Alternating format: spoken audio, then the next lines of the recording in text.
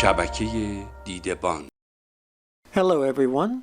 In this video we're going to talk about DHCP, or Dynamic Host Configuration Protocol. Now every computer or device on a network has to have an IP address for communication purposes. An IP address is an identifier for a computer or device on a network. And there are two ways that a computer can be assigned an IP address. It could be done by using a static IP or a dynamic IP. Now, a static IP is where a user assigns a computer or device with an IP address manually. Now, this was the original method that was done in the beginning of networking. So for each computer on a network, you had to open up the computer's network configuration page and manually type in an IP address. But in addition to an IP address, you also had to type in a subnet mask, default gateway, and a DNS server. And anytime that you wanted to add another computer or device to the network, you had to do the same thing. So as you might have guessed, this could be a lot of work, especially if you were dealing with a large network that has a lot of computers. And you also had to make sure that all the IP addresses are unique, because if you assign the same IP address twice, it would cause an IP conflict and would cause those computers to not have access to the network. But there is a better and easier way to assign a computer an IP address, and this is called a dynamic IP. A dynamic IP is where a computer gets an IP address automatically from a DHCP server. A DHCP server automatically assigns a computer with an IP address. And in addition to an IP address, it can also assign a subnet mask, default gateway, and a DNS server. So as an example, here we have the Network Connection Properties window open for the network interface card on a Microsoft Windows computer. And as you can see here, this computer is set to obtain an IP address automatically. So when you choose this option, the computer would broadcast a request for an IP address on the network. Then the DHCP server will assign an IP address from its pool and deliver it to the computer. And then once that's done, you can verify all the different settings that the DHCP server has given your computer. And you can do this by opening up a command prompt on a Windows computer and then type in ipconfig /all and then press enter. So as you can see here, the DHCP is enabled on this computer, which means that it's getting its IP address from a DHCP server.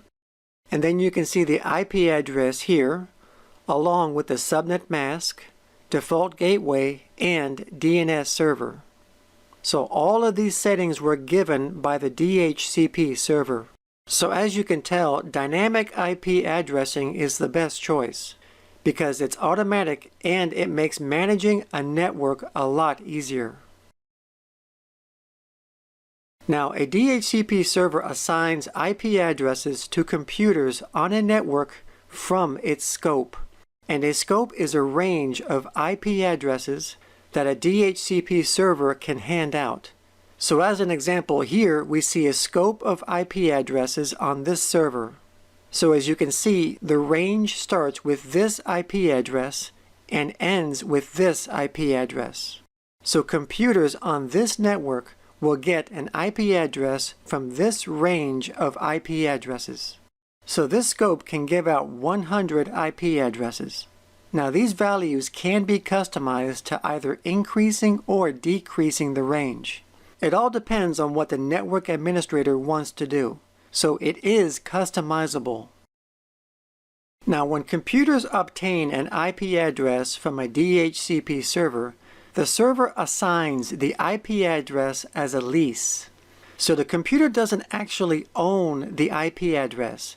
It's actually a lease. And a lease is the amount of time an IP address is assigned to a computer. For example, the lease could be for 1 day. Now the reason for the lease is to help make sure that the DHCP server does not run out of IP addresses in its scope. So as a demonstration, let's just say that this DHCP scope only has a range of 3 IP addresses. So it can only give out 3 IP addresses. Now obviously this is not very realistic because no network administrator is going to create a scope this small. But for this demonstration, let's just use this as an example. So let's go ahead and add 3 computers to this network, and as they are added, the DHCP server is going to assign them an IP address. So in this example, let's just say that the IP addresses are actually given to the computers and are not leased. So the DHCP has reached its limit on giving out IP addresses. All of its IP addresses are currently being used. But what happens if one of these computers is removed from the network? So if a computer is removed, it takes the IP address that it has been given with it. So let's say another computer gets added to the network, but the problem is the computer won't be able to access the network because the DHCP server has run out of IP addresses. So even though this computer here has been removed, it's still occupying an IP address that could be used for another computer. So this is why IP addresses are leased and are not given. Because if the IP addresses are leased, then this will tell the DHCP server which IP addresses are still being used and which ones are not being used. So in this example, the IP addresses are leased. So after a certain period of time during the lease, the computers will send a signal to the DHCP server asking the server to renew its lease of the IP address. So in other words, it's informing the DHCP server that it's still present on the network and its IP address is still being used.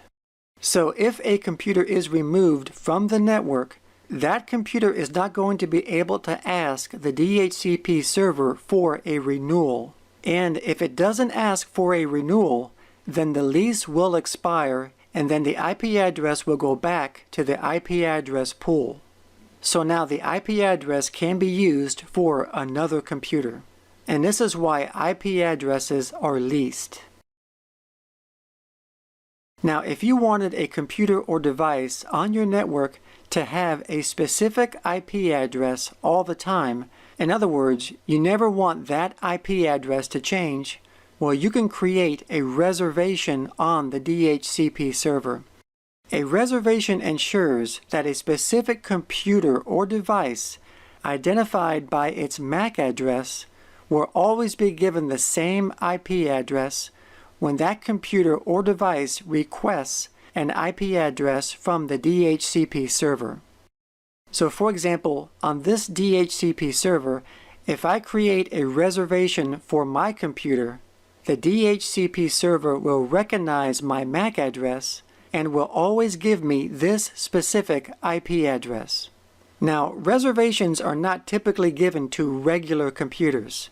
They are typically given to special devices or computers such as network printers, servers, routers, etc. because devices like these should be given the same IP address constantly. Now, one final thing to note about DHCP is that DHCP is a service that runs on a server. For example, this could be a Microsoft server or a Linux server. But it's also a service that runs on many routers also, whether the router is a business router or a small office, home office router. These routers will have a DHCP service built into them.